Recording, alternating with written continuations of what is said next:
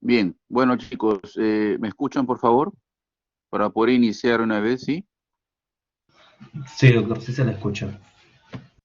Bien, bueno, creo que hay pocos en clase, pero igualito comenzamos.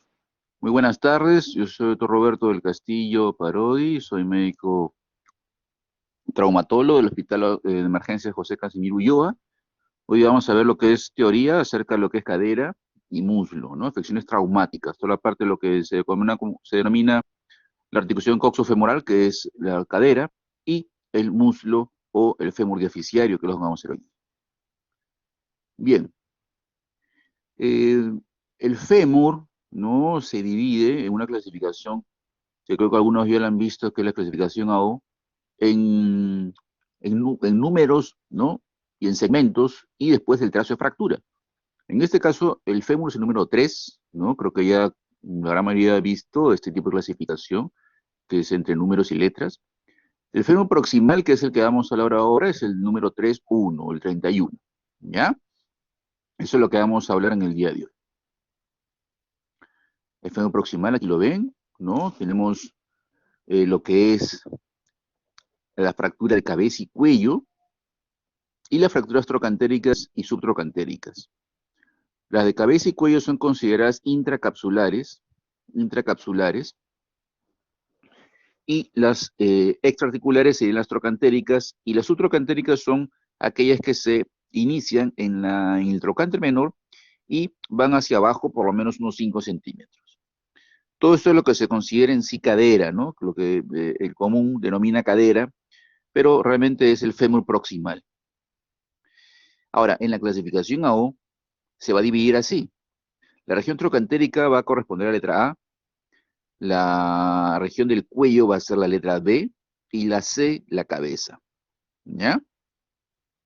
Esto es con respecto a la clasificación AO. Entonces tenemos 31A, corresponde a la región trocantérica, 31B al cuello y 31C a la cabeza. Bien. Vamos a comenzar con lesiones de fractura o fracturas de cabeza femoral, ¿ya? Son raras y generalmente se asocian a luxaciones de cadera, como vamos a ir viendo después.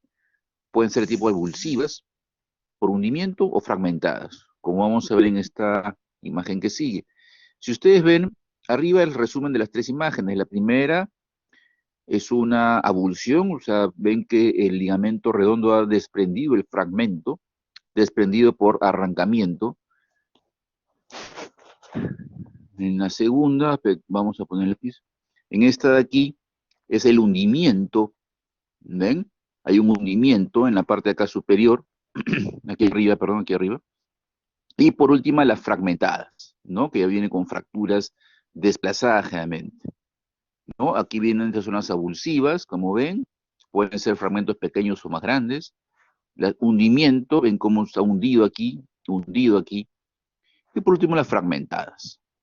Acuérdense, asociadas generalmente a fracturas, perdón, a luxaciones de cadera, tanto anterior como posterior.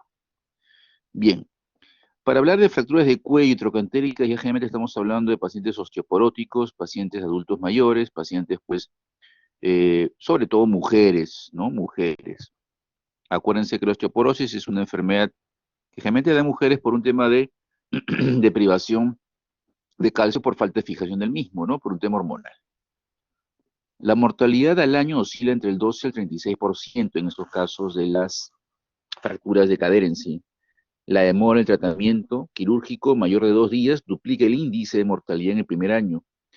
Solo un 40 y 60, ¿qué quiere decir? La mitad de ellos vuelven al hogar y la mitad de ellos llegan a caminar. Como ustedes ven, los números son bastante ominosos, son bastante poco alentadores, ¿no? Que la mitad vuelva al hogar. Imagínense, esta persona, bueno, lo que generalmente va después es a un geriátrico, un centro de reposo, una casa de reposo, y bueno, evidentemente con las consecuencias, sobre todo mentales y psicológicas, que puede traer eso, ¿no? Seguimos. Entonces, la fractura de cuello femoral son generalmente por origen osteoporótico. Osteoporosis se produce por un mecanismo de torsión. El paciente está caminando en casa, por ejemplo, y tropieza con el felpudo, con la alfombra, con algo en el piso, y se le engancha el pie, y la paciente gira el cuerpo y hace ahí el mecanismo para la fractura, ¿no? O sea, es un mecanismo indirecto por torsión. Entonces, el paciente ya cuando cae al piso ya cae fracturado, no es que la caída fracture el hueso. Son de manejo quirúrgico, todas ellas, a no ser que el estado del paciente esté muy grave y contraindique la cirugía. Aquí vemos la parte vascular, que es también muy importante para poder ver sobre todo las consecuencias o secuelas que puede dar una fractura a nivel del cuello femoral. Una de ellas es la necrosis de la cabeza femoral por falta de irrigación. Y otra es la pseudoartrosis, ¿no? O la falta de consolidación ósea, ¿no? Por falta de aporte vascular. Tenemos fracturas aquí, ¿no? Fracturas, y la falta de aporte va a hacer que no consolide o que la cabeza se necrose. Los ligamentos, ¿sí? Ligamentos iliofemorales y algunos que van en forma cruzada. Seguimos entonces. Aquí tenemos, chicos, la clasificación de Gardner. Una clasificación que es bastante conocida y probablemente la que más nos sirve cuando hacemos o hablamos de fracturas de cuello femoral. El grado 1 ya es una fractura, como ustedes ven, impactada, ¿no? O sea, el cuello se ha impactado sobre la cabeza o al revés, la cabeza sobre el cuello, ¿sí? Y que más aparte, que se ha desplazado hacia afuera, hacia la parte lateral, que quiere decir que se ha valguizado ese fragmento de cabeza. Valgo va a depender de acuerdo al grado de orientación que tenga el cuello con la diáfisis, ¿no? Acuérdense el ángulo que va entre la diáfisis y el cuello es de 130 a 35 grados promedio. Entonces, el primer grado es una fractura impactada en valgo. El segundo grado, ven, es una fractura completa, pero no está desplazada, ¿ven? No hay desplazamiento. Segundo grado. El tercer grado ya es un desplazamiento, pero menor del 50%, y el cuarto grado ya es mayor del 50%. De hecho, más grave, más posibilidades de una necrosis que pueda tener este paciente y osteoartrosis. Entonces, ya tenemos la clasificación. Hablando en adultos mayores, consideramos la osteoporosis como mecanismo principal de producción, es decir, una fractura patológica.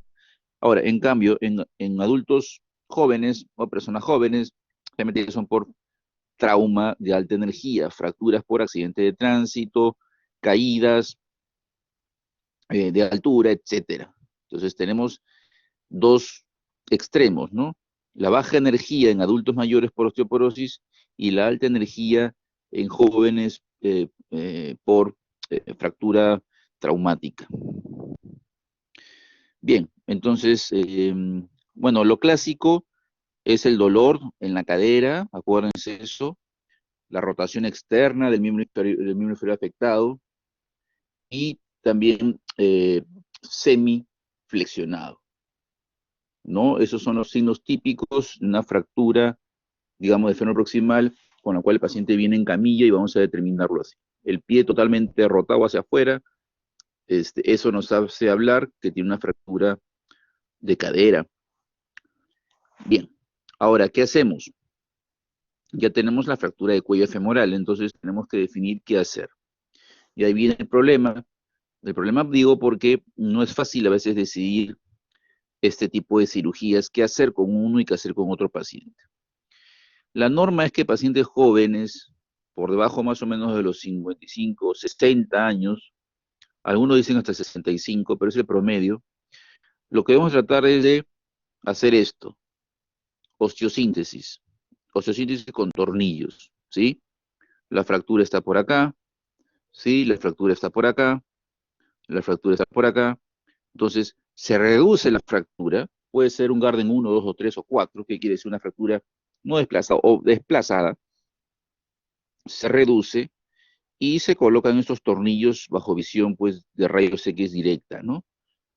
Se colocan 3 tornillos haciendo compresión, por eso tiene la rosca que está pasando la fractura, la rosca, compresión, y se espera que esto consolide, ¿no?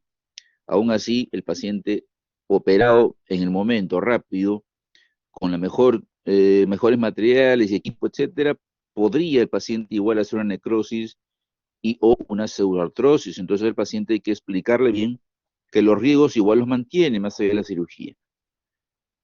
Eso sí es un paciente joven, hablando de un paciente joven y lúcido, que tenga la actividad completa, ¿no?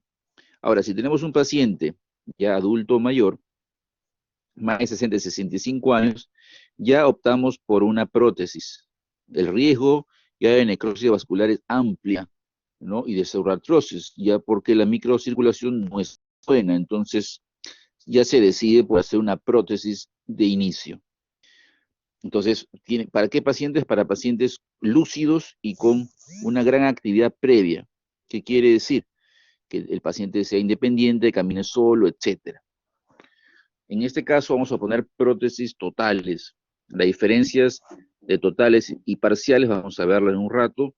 Las totales reemplazan tanto el componente acetabular como el componente femoral. La reemplazan. Dentro de ellas se dividen en no cementadas y cementadas, ¿sí? Las no cementadas son aquellas que entran a presión, ¿sí? A presión, como a martillo, por decir, en el fémur, y arriba también a martillo con tornillos en el acetábulo. Eso es para pacientes, evidentemente, que tienen una osteoporosis leve o una osteopenia, ¿no? Tal que permite este tipo de cirugía. Las cementadas son para pacientes que tengan una mayor osteoporosis o una calidad ósea eh, menor. Aquí tenemos una imagen, ¿no? Que es la representación de una prótesis total no cementada. Ven entonces, aquí arriba lo que ven de metal es una copa, se denomina copa acetabular de metal, que puede ayudarse con unos tornillos que van hacia la pelvis por dentro. Dentro de esta otra copa existe otra copa, como ustedes ven, de plástico, eso que se ve de plástico polietileno. Y es lo que va a hacer el juego con la prótesis ya colocada dentro del fémur, ¿no? Con la cabeza, ¿no? Va mucho más abajo, ¿no?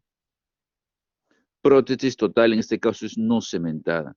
Entra a presión tornillos y abajo entra a presión al grosor promedio del canal femoral.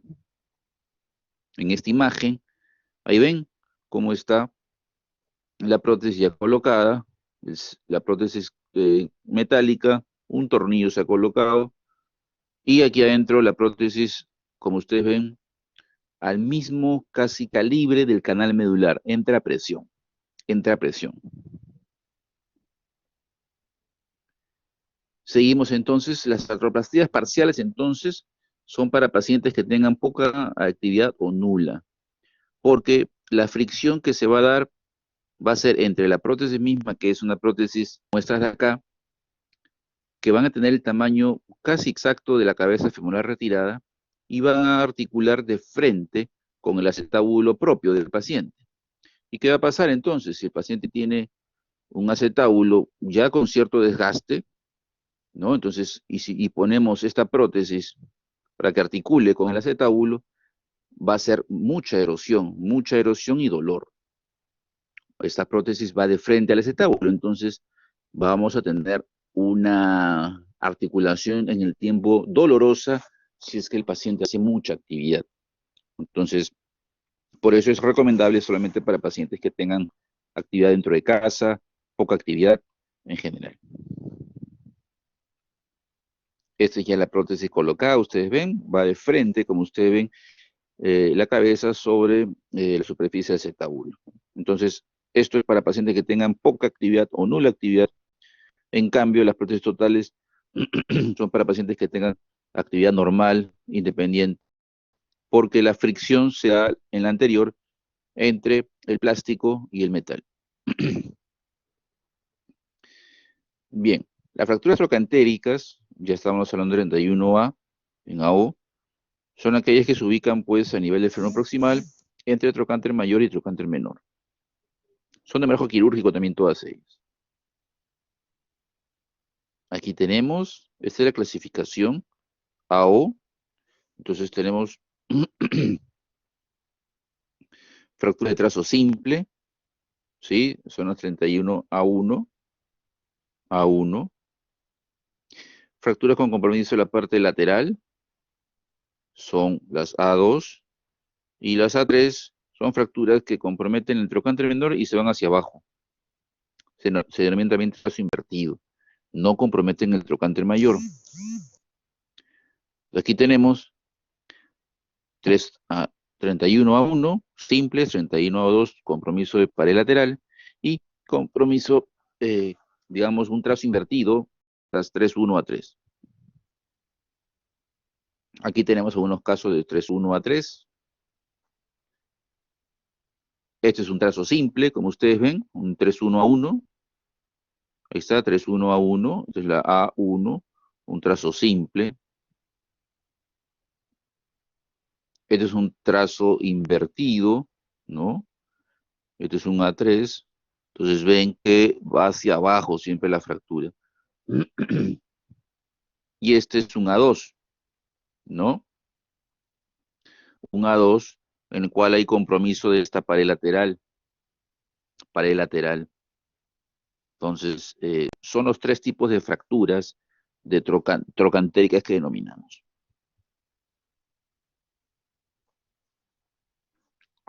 Bueno, los criterios para diagnóstico, entonces, es evidentemente primero la anamnesis. Anamnesis, tenemos que evaluar bien al paciente, preguntar al paciente o si no al familiar, pues con quien viene, ¿no? Generalmente viene pues con un familiar, un hijo, un hermano, a veces, bueno, el de la casa de reposo, la técnica, el enfermero, etcétera. Cualquiera de ellos tenemos que preguntar qué pasó y sobre todo tenemos que preguntarle qué hacía antes de, si el paciente caminaba o no caminaba, si era dependiente o no dependiente, para de acuerdo saber qué hacer y qué tipo de cirugía proponerle. Bueno, es evidente el dolor que existe. Dolor, hay rotación externa, acortamiento del miembro inferior afectado, lo que hemos hablado anteriormente. En los estudios tenemos que pedir una radiografía propia de la cadera afectada y también de la pelvis. A veces son necesarios otros estudios cuando hay ciertas dudas diagnósticas. En este caso, por ejemplo, ¿no? El paciente viene por una caída, presenta dolor a nivel de la cadera, presenta dolor al examen, presenta dolor cuando la moviliza, la rotación externa, interna, abducción, aducción. Hacemos movimiento y le duele, pero la radiografía no es muy convincente, no nos ayuda mucho, aparentemente no se ve nada. Entonces, en este caso, el cirujano, bueno, el médico traumatólogo, el médico de emergencia, piensa en una lesión de partes blandas y solicita esto que es una resonancia magnética. Y miren, ve, se puede ver ese es el mismo paciente, que en la radiografía no se veía mayor cosa, acá se ve una fractura trocantérica, quirúrgica de todas maneras, ¿no? Una fractura no desplazada, pero es quirúrgica. La cirugía, ¿por qué se hace si no es desplazada? Es para el paciente darle movilidad precoz, para que pueda moverse, sentarse en el mismo día de la operación. Si esto lo dejamos y no se opera, puede que a la primera que se quiera sentar el paciente se desplace la fractura y, bueno, sea pues mucho mayor la lesión. Entonces, la cirugía permite que movilizar pronto al paciente y lo otro, una consolidación en posición adecuada.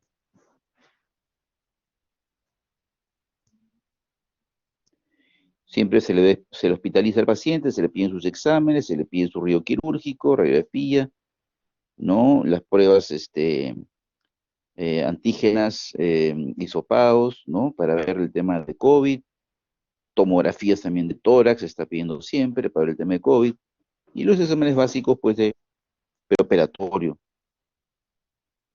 Ahora, ¿qué tipo de cirugía o tipo de implante se pueden colocar a este tipo de fracturas? ¿No? Uno es esto de acá, este sistema DHS, como el nombre lo dice ahí, DHS. Es el nombre en inglés del sistema dinámico de cadera, ¿no?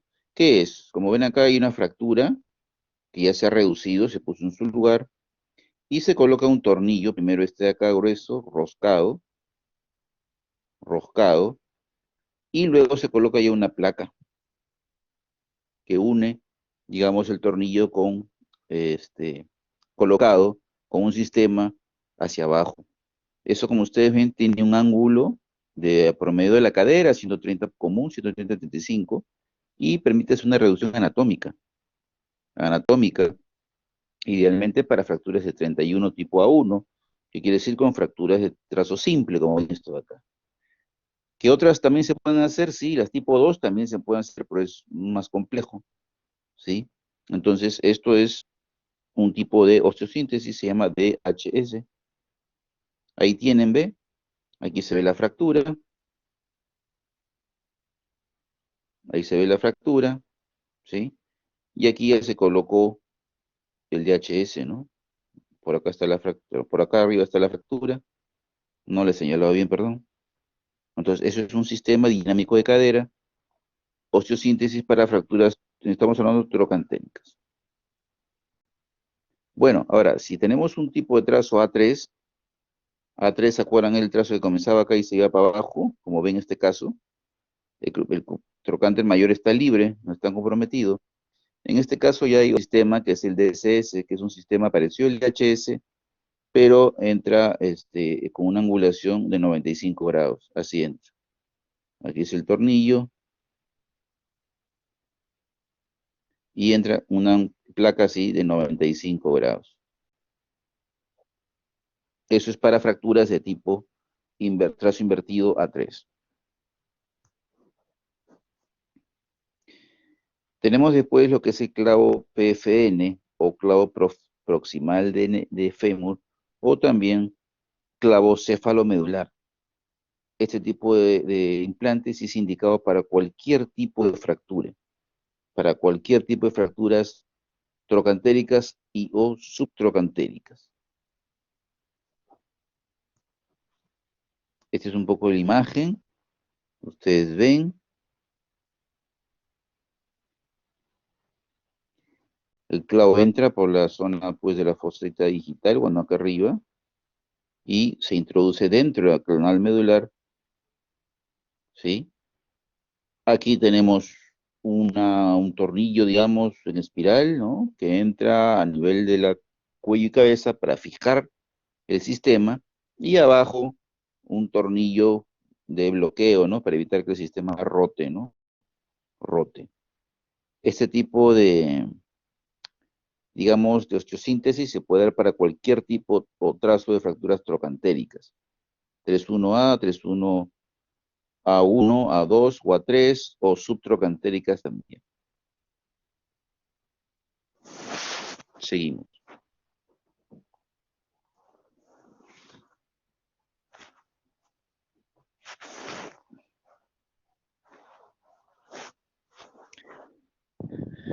En este caso, bueno, estamos viendo ya una osteosíntesis hecha, probablemente es una fractura tipo A3, ¿no? Aparentemente, por lo que se ve en la imagen, un trazo invertido, ¿no?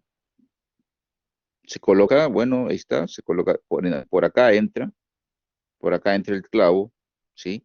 Y en este caso, este sistema tiene dos tornillos que van hacia la cabeza, ¿no? Hace la fijación y luego en el tiempo ya se consolida. Bueno, aquí un resumen, chicos, de lo que ustedes tienen que un poquito quedarse, ¿no? Con ese tema de las fracturas de cuello y cuello y trocantéricas. Entonces, si tenemos un paciente joven, menor de 55 o 60 años, hablando de lucidez, pacientes lúcidos y activos totalmente, ¿no?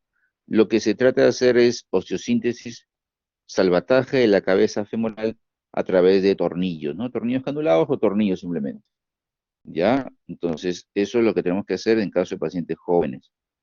Si tenemos ya pacientes un poco más de esa edad, entre 60 y 70 años por promedio, el tema es que, como ustedes saben, chicos, cada día la expectativa de vida aumenta, y lo que era anteriormente una edad avanzada, 70 años, 75, ahora ya es un adulto mayor joven, por decir, ¿no? Entonces tenemos pacientes hasta de 90 o 100 años, ¿no? Entonces, de hecho, estas edades, por eso que los rangos están entre 5 y 10 años, ¿no? Entonces, si tenemos un paciente entre, digamos, 60 y 70 o 75 años, Con fractura de cuello femoral colocamos una prótesis no cementada. No cementada porque tenemos buen hueso. Si tenemos un paciente mayor ya, de 70 a 75 años, colocaríamos una prótesis total cementada, ¿no? Ya que la calidad ósea probablemente no sea la muy adecuada para intentar colocar una sin cemento. Y por último, pacientes con poca actividad o trastorno cognitivo severo, se coloca una prótesis parcial cementada. Esa prótesis que solamente reemplazaban el fémur. Para fracturas trocantéricas, entonces, tenemos el DHS o DHHS y el clavo también que hemos hablado anteriormente. Para fracturas subtrocantéricas tenemos un DCS y también el clavo cefalomedular. Entonces, como ustedes ven, el clavo es digamos, el elemento, digamos, preferible, si se pudiera, para las fracturas trocantéricas, ¿no? Eso es lo ideal. Para las fracturas de cuello, ya hablamos de tornillos, depende de la edad, y o prótesis, de acuerdo a la edad, el tipo de prótesis que colocar.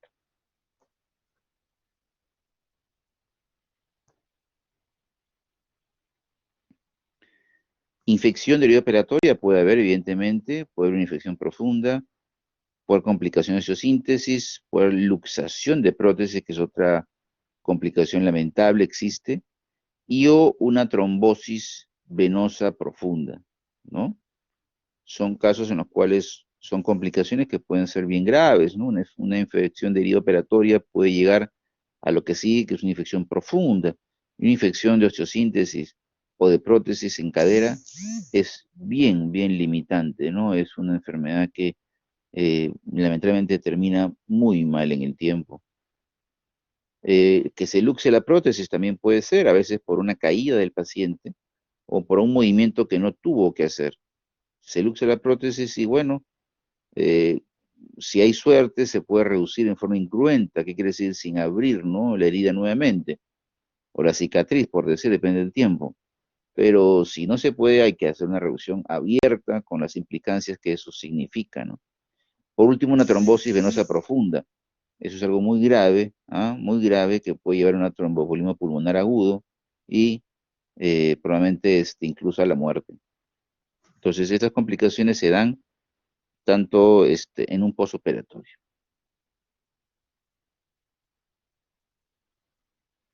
Bien, vamos a hacer luxaciones de cadera ahorita, chicos, y de ahí hacemos algunas preguntas si quieren hacer, y de ahí seguimos con muslo. ¿Ya? ¿Me escuchan bien, por favor? Sí, sí, doctor, sí se escucha bien. Ya, bien, bien, entonces seguimos.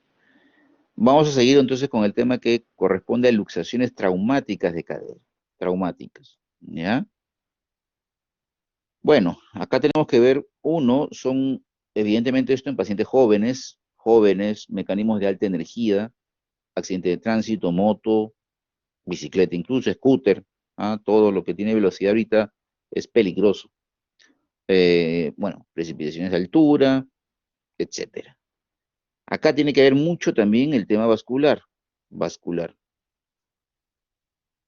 ya, vascular, ya que también, si es que la cadera se luxa, pues la circulación, pues la pierde, generalmente la gran mayoría de ellas mientras está afuera. Entonces, contra más tiempo luxado, más riesgo que en el tiempo haga necrosis vascular de la cabeza femoral, que es una complicación que estas enfermedades, este trauma puede tener. En este caso, es una típica posición de un paciente con una luxación posterior de cadera. Posterior, miren, ve, está el lado derecho, está rotado interno, aducido, ¿sí? Y semiflexionado. Esa es la posición que se llama púdica o que se está tapando, ¿no? Esa es para la luxación posterior coxofemoral, es la posición púdica.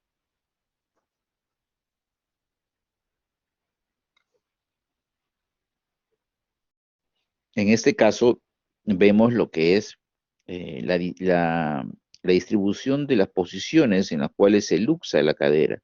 tanto adelante como atrás. Si ustedes ven, en esta imagen tenemos las luxaciones anteriores, estas de aquí, y las posteriores, ¿sí? Dentro de ellas, las anteriores, la obturatriz es la más común, la obturatriz, la que se va hacia el agujero obturador, y dentro de las posteriores, la ilíaca. La ilíaca es la más común. Entonces, generalmente, y de todas ellas, de hecho, las más comunes son las posteriores ilíacas, ¿no? Generalmente por mecanismos de alta energía, golpe, ¿no? Lo que a veces pasa es que golpea, sea el pasajero, sea el conductor, o sea un copiloto, golpea, hay una colisión generalmente frontal del choque, y la rodilla golpea contra el tablero, contra el asiento en la parte posterior, y el golpe produce pues una carga axial, ¿no? De la fuerza hacia arriba, hacia la zona pues femoral de la cadera, y lleva a luxar la cadera hacia atrás. Seguimos.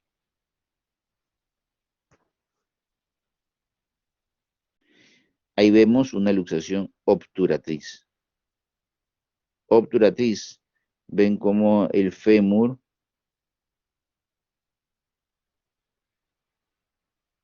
está a nivel del agujero obturador, ¿no? A este nivel está el fémur, ¿sí? Eso es una luxación obturatriz, luxación anterior. Anterior, que es la más común de las anteriores.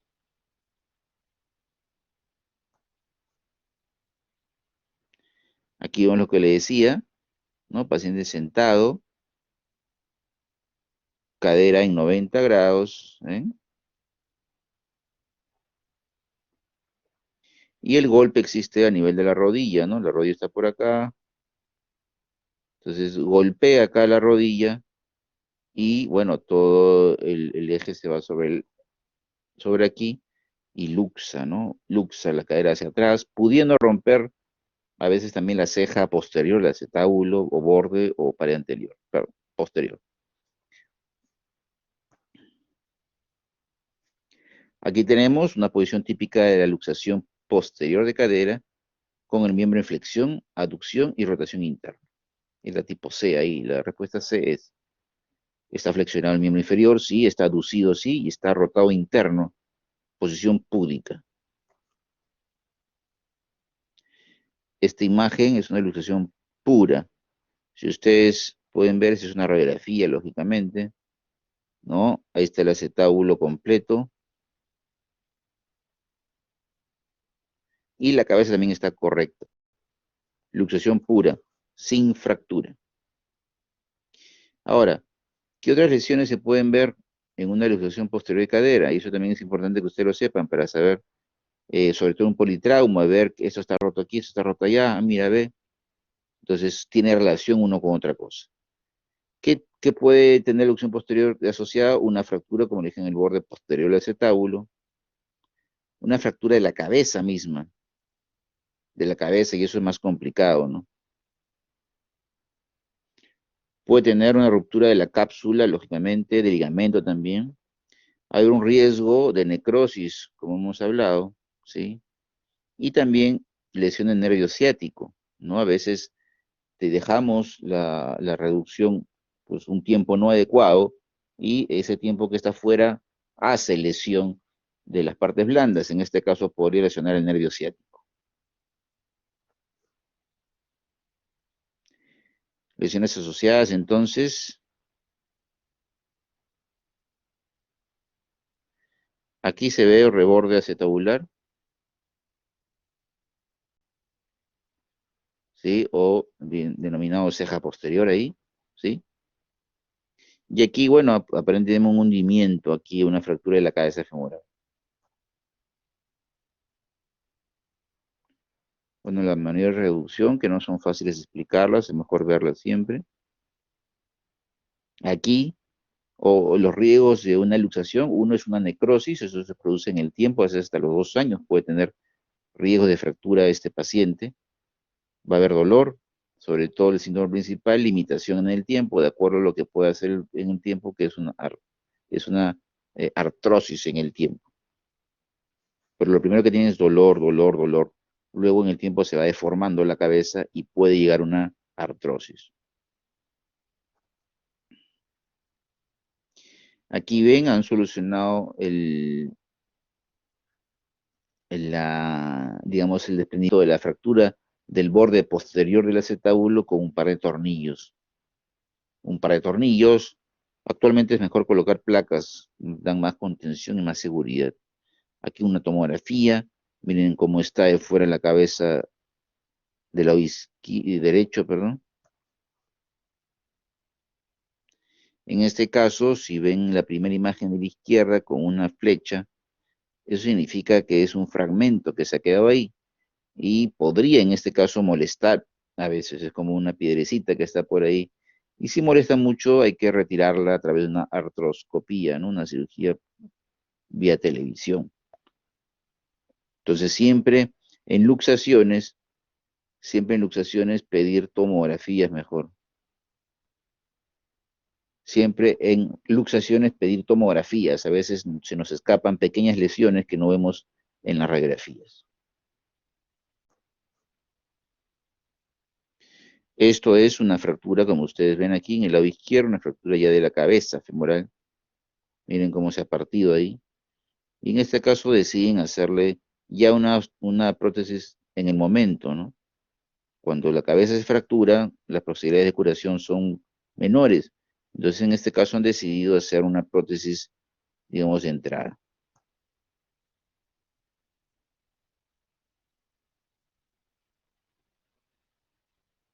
Seguimos. En este caso, si ustedes ven, hay una luxación de las caderas. Miren cómo está afuera. Y aquí hay una superposición entre el acetábulo y la cabeza femoral. Eso no es normal, entonces eso también debería estar fracturado, o al menos fuera, o subluxado en todo caso, ¿no? Entonces aquí las dos caderas se han lesionado, las dos caderas, aparentemente por una colisión frontal, como dice abajo, ¿no? Choque frontal de vehículos, impacto del tablero, es la típica lesión.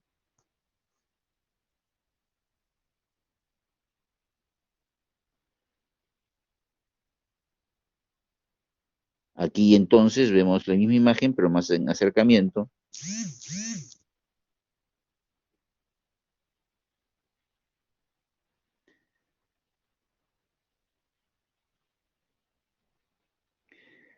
Aquí la superposición de imágenes, ¿ven?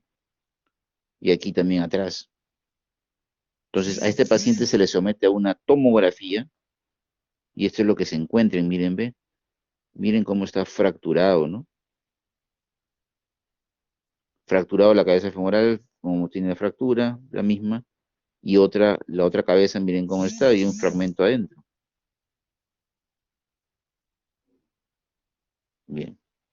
Entonces, fracturas, acuérdense lo que habíamos hablado inicialmente cuando comenzamos a hablar de fracturas de fémur proximal.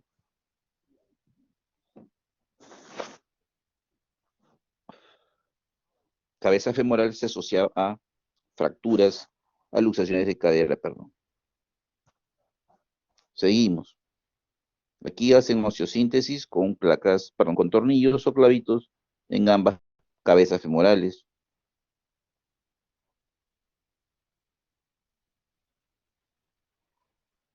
Aquí vemos la tomografía, después la reducción. Después de la reducción, con tornillos y clavitos. ¿Cuáles son las complicaciones? Como hemos hablado, puede haber una necrosis, una coxartrosis o artrosis de cadera y una osificación también perarticular. Son complicaciones que se dan, en este caso, eh, para cuando hay una luxación de cadera. Bien. ¿Alguna pregunta, chicos, quieren hacer antes de seguir con el siguiente tema que es el muslo?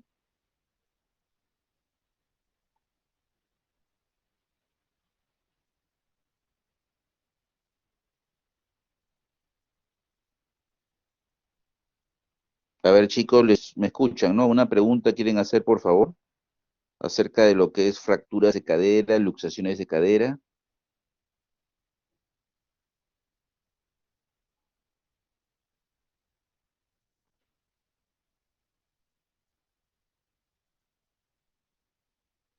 A ver, entonces yo voy a hacerle un par de preguntas, a ver, a cualquiera de ustedes, ¿ah? Ya, entonces yo tengo un paciente de 85 años, lúcido 100%, que sufre una caída accidental en la calle, en la vía pública, y va a la emergencia, se le toma una radiografía y vemos una fractura de cuello femoral desplazado. Cuello femoral desplazado, un Guardian 3 por lo menos, o 4. Eh, a ver, ¿quién me responde qué se le plantearía a este señor? Siendo, como a los 80 años, 85 años, lúcido, activo, independiente. ¿Quién responde, por favor? Doctor dice que es de 85 años el paciente. Doctor,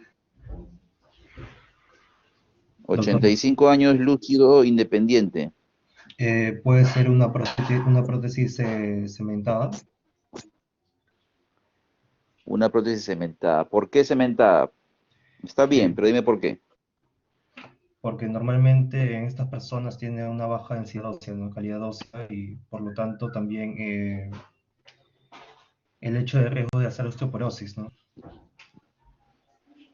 Está bien, claro. Acá sobre todo tenemos que ver eso, ¿no? Que es un paciente con una densidad ósea ya pobre, entonces es mejor colocar una prótesis total con cemento. Bien, a ver, cualquiera otro de ustedes. Otra, así son las preguntas que vienen en los exámenes como casos clínicos. Otra pregunta, a ver, paciente, tenemos un paciente de 18 años, que a los 16 años en un accidente de moto sufre un accidente severo medular, un trauma vértebro-medular a nivel dorsal bajo, produciendo una paraplegia, ¿no? Paraplegia, o sea, tiene sensibilidad pero no tiene movilidad.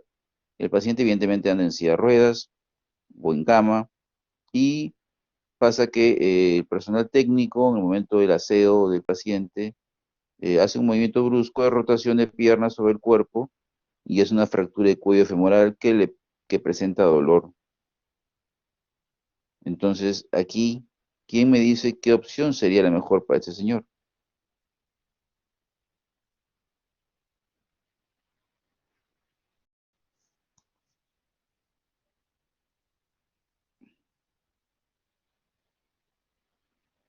Cualquiera de ustedes responda, chicos, por favor, chicas.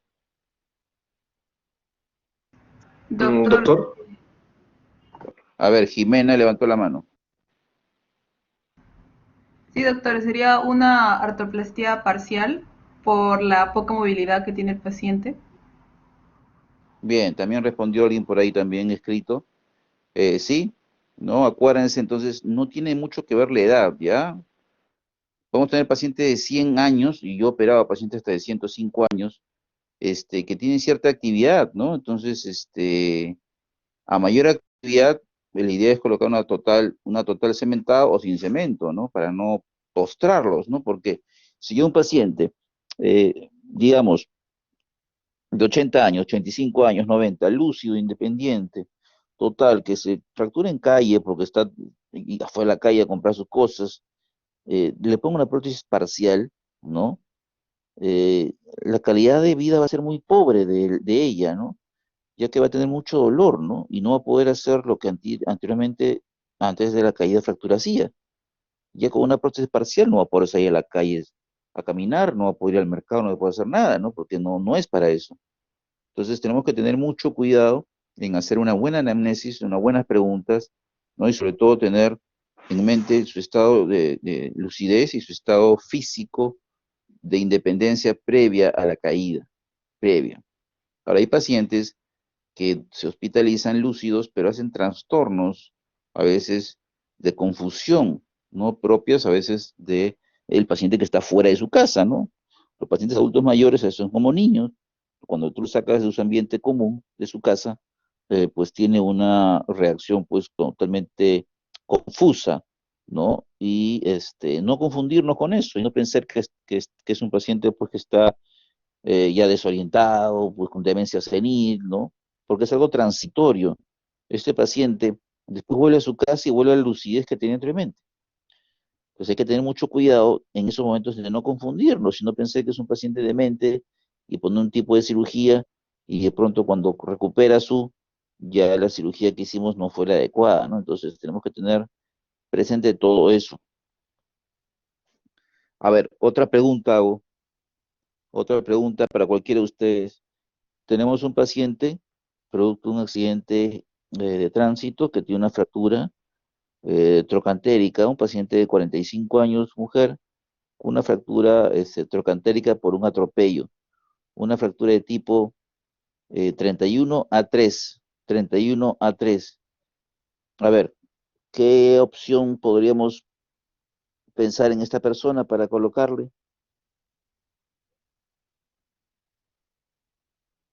Cualquiera de ustedes que me responda.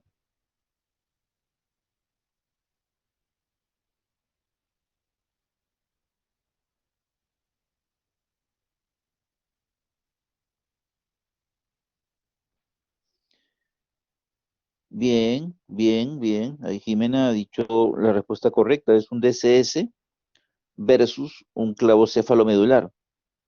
Es correcto. Ambas opciones son las que nos ayudan en este caso. Una fractura A3, que es un trazo invertido. Acuérdense que estos casos son raros, pero existen y generalmente son pues siempre mecanismos de alta energía.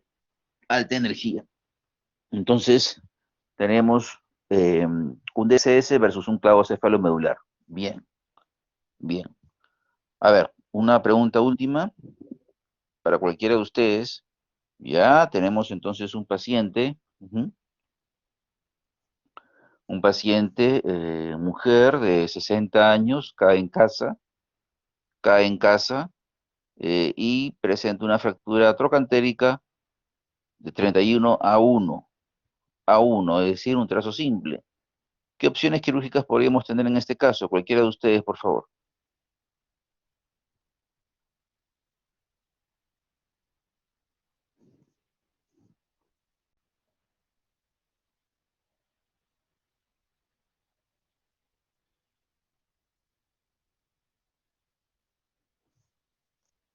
A ver, chicos, chicas, repito,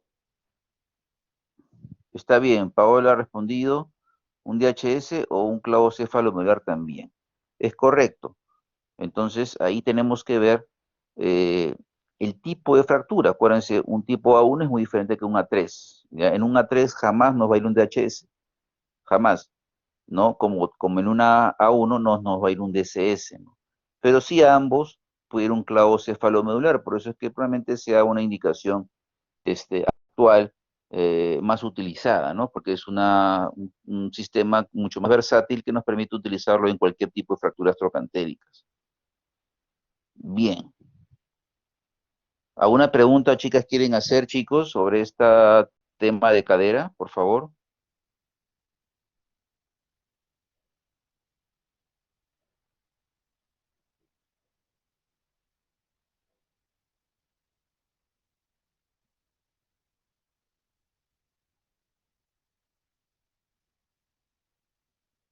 A ver, última consulta, una pregunta quieren hacer, chicos, por favor, para seguir con el siguiente tema, que es más corto.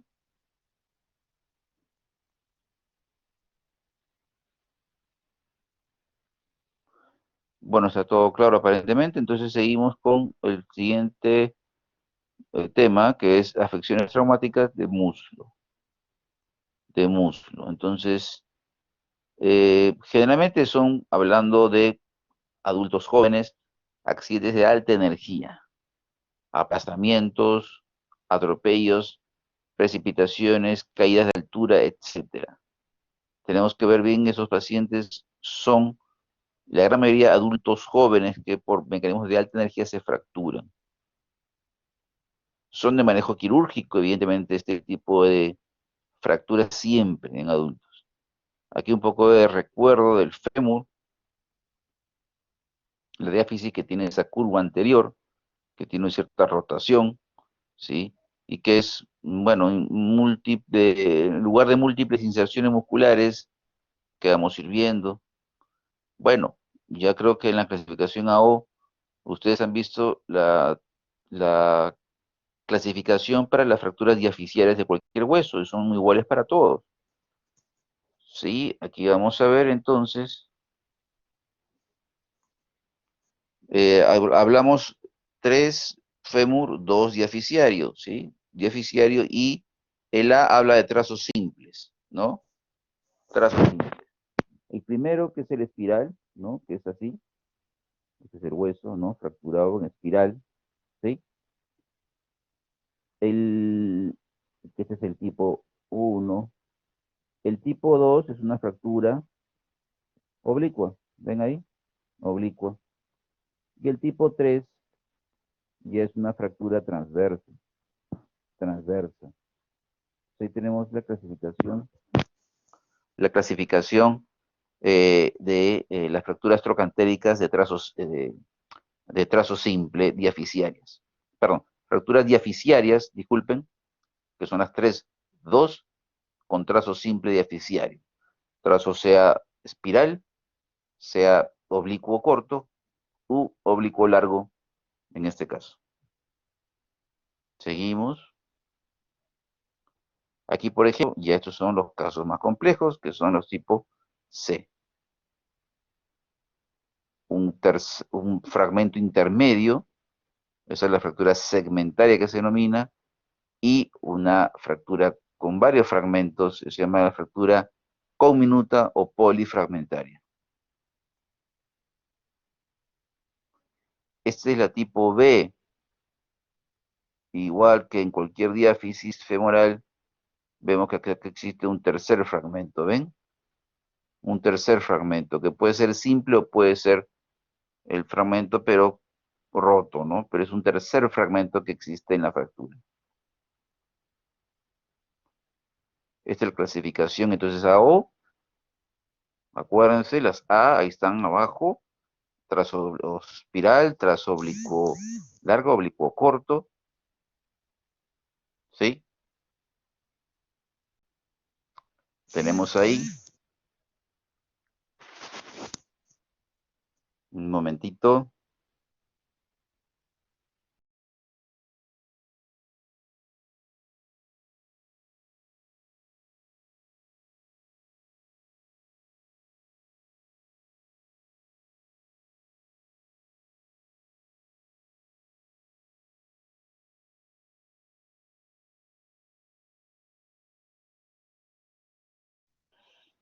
Seguimos entonces, ahí tenemos las otras que son las tipo B, con un tercer fragmento, y las C con segmentarias o polifragmentarias. Eso es común a todas las fracturas diaficiarias en general.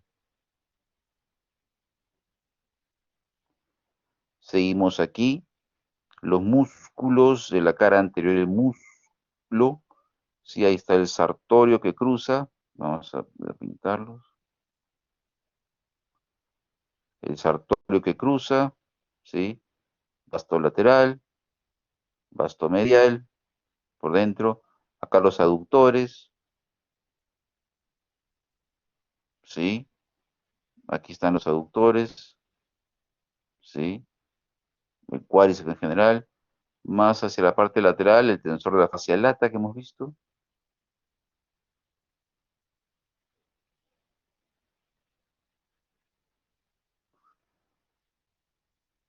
¿Cuáles son los signos y síntomas de una fractura de diáfisis femoral? Bueno, el edema del muslo, dolor, deformidad, puede haber rotación interna o externa, ¿sí? Heridas, si es que hay una fractura expuesta, tenemos que verla bien. Evaluemos siempre el pulso pedio y la sensibilidad distal. A veces hay lesiones severas que comprometen la parte vascular.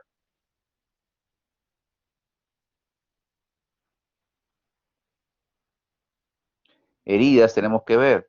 Si es que, por ejemplo, no son por arma blanca, por ejemplo, un cuchillo, una sierra circular, heridas contusas por un golpe, una piedra, un palo, un accidente, un golpe pues, por un parachoque, un golpe por una llanta, etcétera.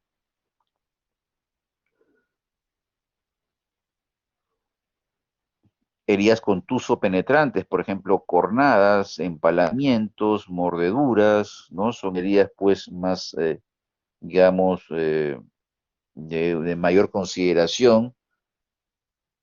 Acá, por ejemplo, un caso es bueno, es un torero en el cual han hecho una cornada, ¿no? ¿Y qué pasa? Entonces aquí hay una lesión importante, ¿no? Esto es una herida probablemente con lesión vascular. ¿Y qué se está haciendo? La compresión. Acuérdense, siempre la compresión es lo mejor que uno puede hacer. La compresión, ¿sí? El talón de la mano con todo el cuerpo del peso ahí apretándolo, mientras que se hace toda la tensión en general, ¿sí? Uno tiene que apretar ahí porque eso va a evitar al menos el sangrado y va a permitir que el paciente pues pueda sobrevivir. Depende de la magnitud de lesión que pueda tener. Pero aquí tenemos que hacer una compresión manual siempre. Es lo mejor para cualquier tipo de sangrado o hemorragias. Aquí tenemos fracturas de diáfisis femoral. Vamos a ver un poquito de ellos. Esto, por ejemplo, es un paciente que tiene una fractura, bueno, parece oblicua, un pequeño fragmento ahí chiquito, pero consideramos como oblicua larga, ¿no? Entonces, ¿qué se le hace? Se le coloca un clavo endomular, como ustedes ven aquí. Ahí está la fractura. Se le coloca el clavo, que es la opción ideal. Ahora, colocarse, colocar una placa con tornillos también se podría, como les digo, depende a veces mucho de lo que el paciente pueda buscar y el medio en el cual estemos, ¿no? Evidentemente es muy diferente y lamentablemente operar en un sistema privado que en un sistema, pues, digamos, estatal, ¿no? Tanto sea del ministerio como de salud. En estos casos últimos, bueno, pues los materiales, placas, tornillos, clavos, lamentablemente pueden llegar a veces incluso después de un mes de fracturado, ¿no? Entonces, ya el diagnóstico a veces cambia, no el diagnóstico, sino, disculpen, el tratamiento, ¿no? Entonces a veces se opta por placas porque son más cómodas y el paciente puede, digamos, ser más asequible, ¿no? Ese tipo de material que en todo caso fuera un clavo, ¿no? Entonces, en este caso, lo que se hace es un clavo endomedular, ¿no? Se da osteosíntesis relativa, ¿no? Para que esto vaya formando el callo. Va formando el callo, que es lo que debe verse en este tipo de cirugías.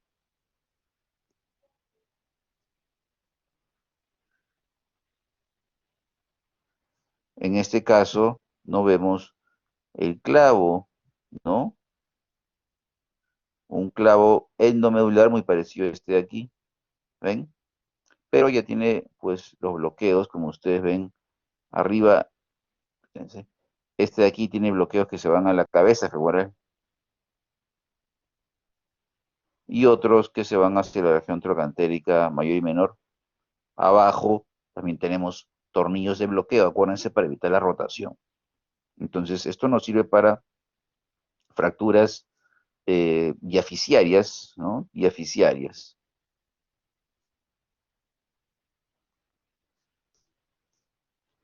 En este caso, en el lado de aquí, es una osteosíntesis con placas y tornillos en este de aquí.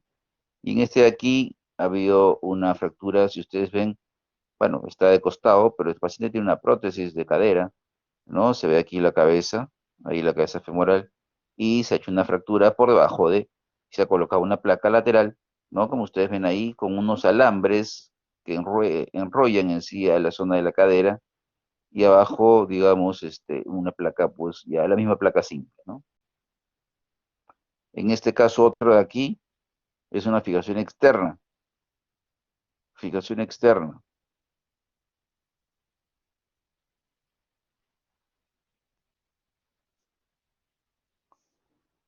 Aquí vemos, vamos a ver, bueno, ¿qué pasa con este paciente? Si ustedes ven, tiene un sistema de fijador externo, bueno, grande, con unos tuercas afuera. Esto significa que a este paciente se le está practicando dos cosas. Uno, un alargamiento óseo, y eso es en esta zona de aquí. ¿Qué se hace? Se fractura el hueso, se hace un corte en el hueso, ¿no? Este es el hueso, se hace una osteotomía y se va separando poco a poco. Por tanto, tienes una zona de fijación aquí arriba y una zona de fijación acá abajo, ¿no? Y es por fuera que esto se va moviendo poco a poco, haciendo giros, vas haciendo que digamos, se separe uno de otro y podemos formar un callo como se ve ahí. Ese es un callo en formación y se va estirando, eso se llama callotaxis, callotaxis, se va estirando el callo tal que en un momento ya es suficiente la altura recuperada y se deja de hacer eso. Pero a la vez, como ustedes ven, aquí crece el hueso, pero a veces esto se va bajando hacia acá, se transporta hacia esta zona de aquí, para que consolide este hueso con este hueso de acá. Entonces, acá tenemos, eso se llama transportación ósea.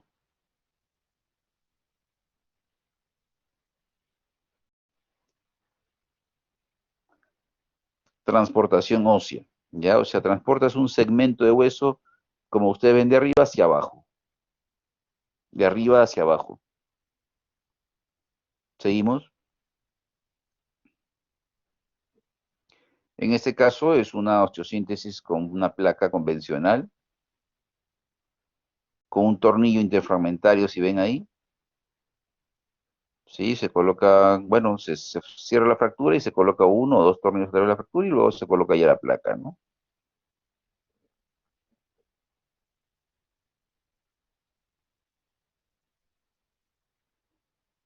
Complicaciones, en todo caso, de un traumatismo de muslo, sea por trauma, sea por golpe, sea por fractura. Uno es el síndrome compartimental. De acuerdo a eso, la lesión pues, vascular y o nerviosa también se puede producir. Otras lesiones que son comunes en el muslo son las contusiones y los desgarros. Las contusiones son golpes, ¿no? Que todos conocemos, y los desgarros son, pues,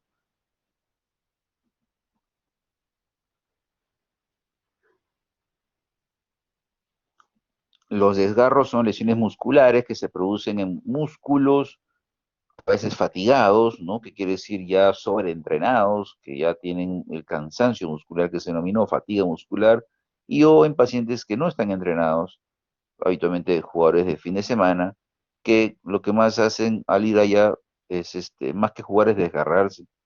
No están preparados para jugar solamente un fin de semana y los músculos, bueno, en el tiempo van deshidratándose y van perdiendo la elasticidad habitual que uno puede tener.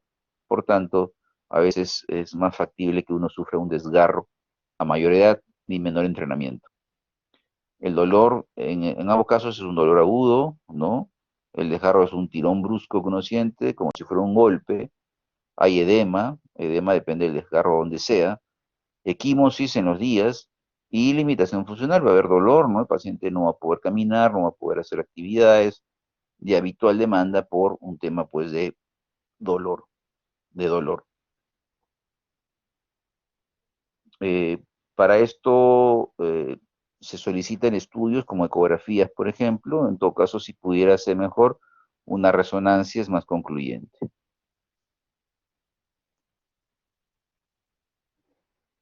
Ahí les puse eso, radiografías para descartar un tema de fractura, óseo si hubiera, ecografía para ver en todo caso lesión de partes blandas, músculos, desgarros, rupturas. Y la resonancia, bueno, evidentemente es un estudio mucho más sensible y específico. Nos va a ver pues las densidades de toda la parte blanda, ¿no? Sea pues piel, célula subcutánea, grasa, tejido nervioso, etcétera, músculos, y vamos a poder determinar ahí algún tipo de lesión, sea pues de un desgarro o una lesión pues menor. Los desgarros musculares se clasifican en tres tipos. Vamos a ver. El primer grado es un desgarro que denominan fibrilar. No sé si han escuchado esa palabra. Fibrilar. O sea, es una distensión. El tipo 2 ya es un desgarro parcial. O sea, hay una ruptura parcial del músculo, ¿sí? Una ruptura de las fibras musculares. Y el tipo 3 ya es una ruptura total, ¿no? O sea, se parte en dos el músculo, ¿no? Cualquiera de ellos que sea, y se retraen los cabos a un lado u otro, ¿no? Entonces ahí ya vemos evidentemente un mayor dolor, una mayor limitación funcional, un edema extenso, ¿no? De acuerdo a donde sea, ¿no? Y bueno, ver bien lo que se requiere. Entonces, desgarros. ¿El desgarro cómo se trata? Básicamente reposo, hielo, después estiramientos progresivos, terapia si se puede, y de acuerdo a lo que haga, en el tiempo se permitirá al paciente pues que haga labores o no.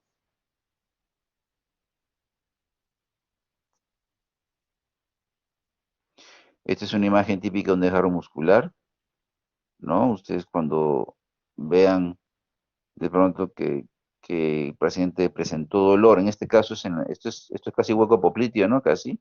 En este caso es un desgarro isquiotibiales, ¿no? Es lo más común, o bicefemoral, ¿no? Pacientes isquiotibiales, desgarro una parte posterior del muslo y el cuerpo por, digamos, reacción hace que un poquito los músculos se contraigan, ¿no? Para que evitar moverse. Justamente la contractura muscular a veces es un síntoma de aviso del cuerpo para que estés tranquilo, no te muevas mucho, porque si no te vas a lesionar más. Entonces el desgarro muscular es eso, ¿no? Se va a ver en los días este hematoma, en los días, este equimosis se ve, y va descendiendo por gravedad, ¿no? Puede estar ahí ahora, puede estar mañana ya diluida, y es la pantorrilla. Entonces, eso es parte de, no se ve nada, ese es el desgarro, ¿no? Y se va a ver así equimótico. Realmente después de unos días, unos 4 o 5 días. Tratamiento del desgarro, bueno, hielo, reposo, medicación y nada de estar pues masajes o frotar, ¿no? Y después ya que haga lo que corresponde a la terapia física, medicina física y rehabilitación, agentes físicos para mejorar la parte cicatrizal.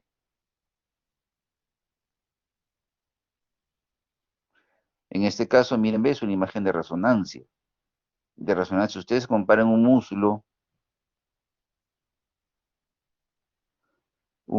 con el otro, no tiene ninguna duda que tenemos una lesión grave en el muslo derecho, ¿no? Aquí todo lo que ve en blanco es sangre.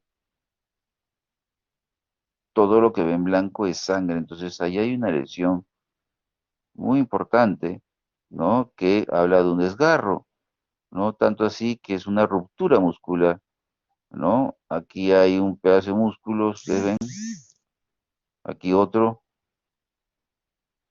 entonces, y acá ciertos, digamos, fragmentos, ¿no? Esa es una lesión, vamos a borrarlo para que vean bien, muy severa, ¿no? Muy severa, esto que tiene dolor intenso, muy intenso, gran edema, incluso hasta riesgo compartimental puede haber en este tipo de desgarros, riesgo de compartimental del muslo, eh, va a haber pues aumento de volumen, tensión, ¿no? Y a veces incluso es tanto el sangrado que requiere un drenaje, ¿no? No es lo común, pero existen casos. Y bueno, acá el manejo va a depender, realmente ya hace tiempo que no se hacen suturas musculares, ¿no? O sea, si hay una ruptura de músculo no es que se suture, ¿no? Generalmente se deja que cicatrice, que se haga una buena cicatrización y ya el déficit motor de ese músculo se compensará con otro antagonista. Entonces, otro agonista, perdón, o sea, un músculo que haga lo mismo o parecido que ese músculo. Entonces, esto es un desgarro, chicos, desgarro. Bien, bueno, les he tratado de hacer un poquito lo principal que vemos en muslo, que son fracturas, son contusiones y desgarros, ¿no? El desgarro común posterior o isquiotibial es bastante común en general, ustedes van a ver. Entonces sí es bueno que ustedes sepan distinguirlo, evaluarlo y en caso si se puede pedir un estudio. ¿Alguna pregunta quieren hacer, chicas, chicos?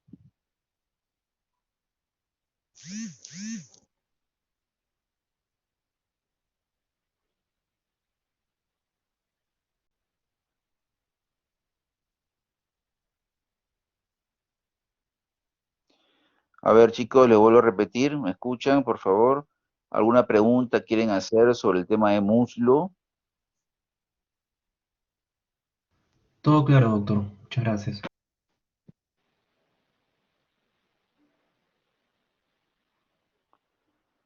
Bien, bueno, entonces es lo que teníamos que ver hoy día, ¿no? Tanto la parte, pues, de cadera como luxación de cadera y como trauma de muslo, ¿no? En general. De hecho, hay mucho más cosas que poder ver siempre, eso ustedes saben que hay que leer bastante, ¿no? Pero uno trata de las cosas que son más comunes siempre para que no se nos pueda, pues, digamos, pasar a un estudio o algún diagnóstico desapercibido.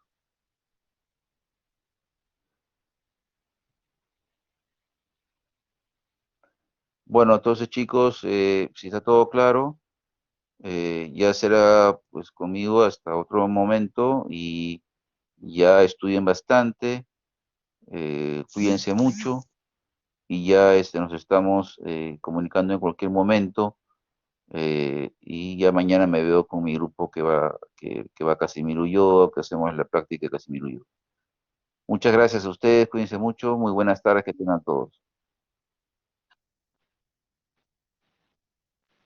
Gracias, gracias a todos chicos, buenas tardes.